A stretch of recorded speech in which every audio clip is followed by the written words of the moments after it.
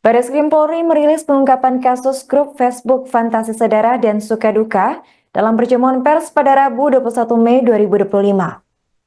Direktur Tindak Pidana Cyber Bareskrim Polri, Brigjen Pol Hilmawan Bayu Aji, mengungkap ada 6 tersangka dari kasus tersebut. Di antaranya ada DK, MR, MJ, MS, MA, dan KA yang ditangkap di sejumlah wilayah berbeda. Bahkan diketahui bahwa salah satu tersangka inisial MJ ternyata merupakan buron dalam kasus serupa di Bengkulu. Ia diketahui menjadi DPO dalam perkara asusila yang memakan 4 anak sebagai korban. Keenam tersangka itu kemudian terancam hukuman pidana penjara maksimal 15 tahun dan denda hingga 6 miliar rupiah.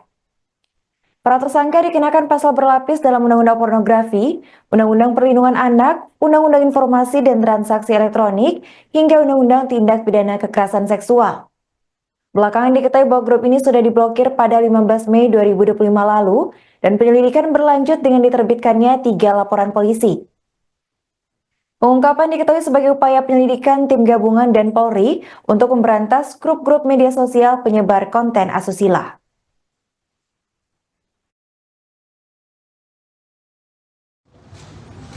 Motif tersangka DK terkait dengan hal ini yaitu adanya grup Facebook Fantasi Sedara yang ramai diperbincangkan sejak 14 Mei 2025 karena memuat beragam konten foto-foto dan tulisan secara eksplisit yang mengarah pada ketertarikan seksual dengan keluarga sendiri atau incest.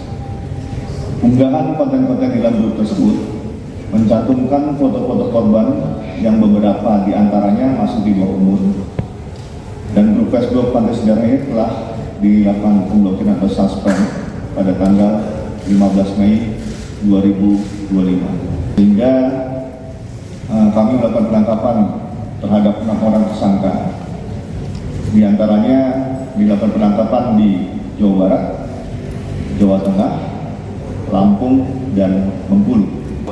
Cyber Polda Metro Jaya juga kami mengikutkan Direktorat Tindak Pidana PPA dan PPO berdasarkan laporan polisi yang kami terbitkan di Bareskrim Polri berjumlah 2 dan di Polda Metro Jaya berjumlah 1 laporan polisi pada tanggal 16 Mei 2025. 3 laporan polisi ini mendasari kami untuk melakukan penyelidikan di berbagai wilayah, di berbagai daerah, mendasari daripada profiling dan monitoring di platform media sosial, sehingga kami melakukan penangkapan terhadap 6 orang tersangka. Di antaranya dilakukan penangkapan di Jawa Barat, Jawa Tengah, Lampung, dan Bengkulu. Tersangka tersebut merupakan DPO Polresta Bengkulu dengan kasus perbuatan asusila terhadap korban anak juga. Berdasarkan laporan polisi, sejumlah 4 orang anak yang menjadi korban. Terhadap 6 tersangka dijerat dengan pasal 45 ayat 1 junto pasal 27 ayat 1 junto pasal 52 Undang-Undang Nomor 1 Tahun 2024 tentang perubahan kedua atas Undang-Undang Nomor 11 Tahun 2008 tentang informasi dan transaksi elektronik, dan atau pasal 29 junto pasal 4 ayat 1 dan atau pasal 30 junto pasal 4 ayat 2 dan atau pasal 31 junto pasal 5 dan atau pasal 32 junto pasal 6 Undang-Undang Nomor 44 Tahun 2008 tentang pornografi.